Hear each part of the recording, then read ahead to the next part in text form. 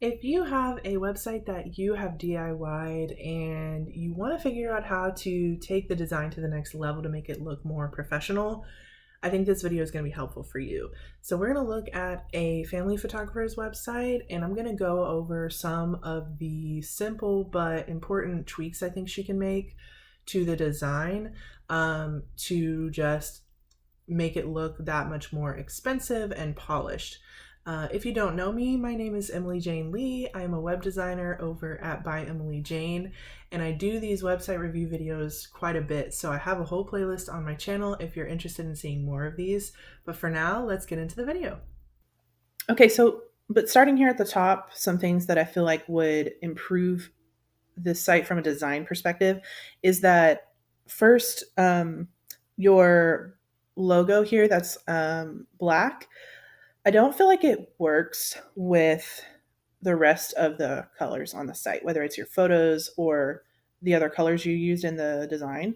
I think there's a softness to the site as a whole and to your work, and I just feel like the black is too harsh. So even, here I know I think this is probably black text, but because it's thin, it doesn't come across as heavy or harsh at all. So that's not a problem.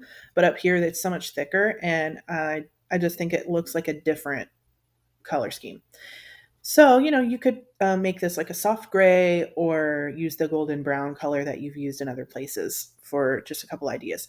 And then the other thing is your navigation menu looks like it's not where it's supposed to be because there is so much negative empty space up here in the top left. And so I would either move this entire logo and tagline up here in the left, or if you want it to be centered, that's fine, but I would also center your navigation menu.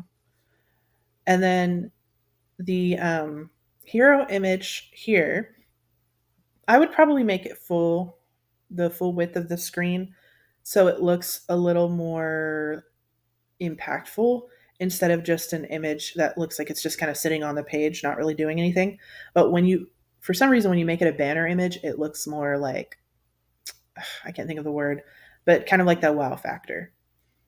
Um, Down here, I love how you're showing your face in a couple different places on the site. That's awesome.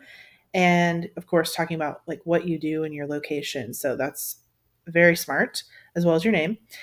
But there's just a couple places on the site where I feel like you did a really good job with. Um, okay, so let me start that sentence over. Overall, I think that you did a really good job with creating an interesting layout with the text throughout the whole site. And it keeps your eye bouncing around, it keeps things visually interesting, makes it easy to kind of like skim, and it's fun to read through the site. So that is doing its job really well. There's just a couple places like here where I think it gets a little too crazy and it can start to just look messy instead of, like the design that you're going for. So something I would do here is move this button over and fill in this empty gap right here, and then create a little bit more negative space between the section with your photo and the little paragraph below it. Then I would center this paragraph completely, and then everything else below that, like from here down, totally great. Love it. Um, the fact that you have testimonials on every page is also really smart, and you have plenty of places for people to find what they're looking for and click through to see more. And then you have your call to action at the bottom of every page with a place for them to go ahead and take that first step. And then this looks really, really great as well. So all of that is very, very good. So let's go to the about page. And again, this is an awesome about page. You have really talked about your values and how that plays into the work that you do, and you've given people a really good idea of why they should work with you and what to expect when they work with you, including like the step-by-step process, just kind of breaking it down into really bite-sized steps that are easy to consume. And then you talk about the fact that you offer prints and why. And so this is amazing. So again, the only thing I would do on this page is I would probably not have this text be the dark black, And then I would probably just go ahead and make all of this paragraph aligned to the left. And I think that's it on this page. Your gallery, again, is great. I love that you show a variety, like selection from different types of sessions up here, so they can kind of get an overview. And then you have everything else sectioned off by category, so people can just click on whatever is relevant to them and see more. Very, very good. Your collections page is the only one that I feel like might potentially cause some confusion.